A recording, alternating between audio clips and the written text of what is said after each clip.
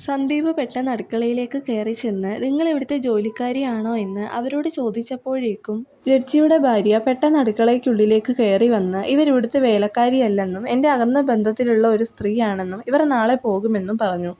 പക്ഷേ വേലക്കാരി സ്ത്രീ സന്ദീപിനെ ആദ്യം കണ്ടപ്പോഴുള്ള മുഖത്തെ പരിഭ്രമത്തിൽ നിന്ന് സന്ദീപ് എന്തൊക്കെയോ വായിച്ചെടുത്തു.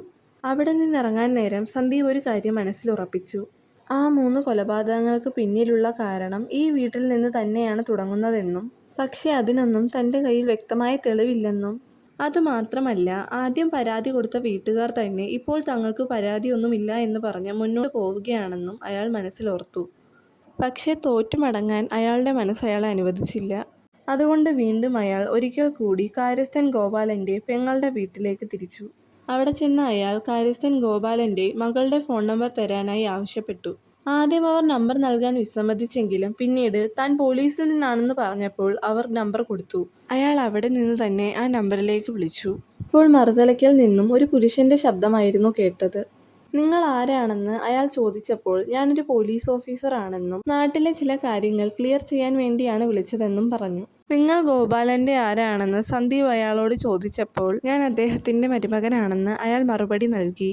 തൻ്റെ മരുമകൻ മരിച്ചെന്നും അതുകൊണ്ട് താൻ ബോംബെക്ക് പോകുന്നു എന്നും ജഡ്ജിക്ക് കത്തെഴുതി വെച്ചത് ഒന്നെങ്കിൽ അദ്ദേഹത്തെ കൊണ്ട് ആരോ നിർബന്ധിച്ച് അത് എഴുതി വെപ്പിച്ചതാവാം, അല്ലെങ്കിൽ കൊന്നവർ തന്നെ എഴുതി വെച്ചതാവാം എന്ന് സന്ദീപ് മനസ്സിലുറപ്പിച്ചു. നിങ്ങളുടെ അച്ഛൻ 5 വർഷമായി നാട്ടിലില്ലെന്നും അദ്ദേഹം മിസ്സിംഗ് ആണെന്നും നിങ്ങൾ എന്തുകൊണ്ടാണ് ഇതുവരെ അന്വേഷിക്കാഞ്ഞതെന്നും മരുമകനോടായി സന്ദീപ് ചോദിച്ചു.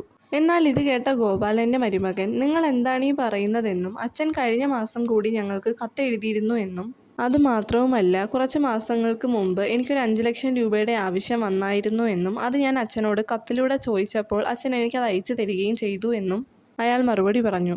അവിടേക്ക് ഫോൺ വിളിക്കണ്ട എന്ന് അച്ഛൻ പറഞ്ഞതുകൊണ്ടാണ് തങ്ങൾ ഇത്രയും കാലം അച്ഛനെ വിളിക്കാഞ്ഞതെന്ന് അയാൾ പറഞ്ഞു. ഇത് പറഞ്ഞുകൊണ്ടിരിക്കുമ്പോൾ തന്നെ സന്ദീപിൻ്റെ ഫോണിലേക്ക് മറ്റൊരു കോള് വന്നു. വീഡിയോ ഇഷ്ടപ്പെട്ടാൽ ലൈക്ക് ചെയ്ത് സബ്സ്ക്രൈബ് ചെയ്ത് കമൻറ്റ് ചെയ്യണേ.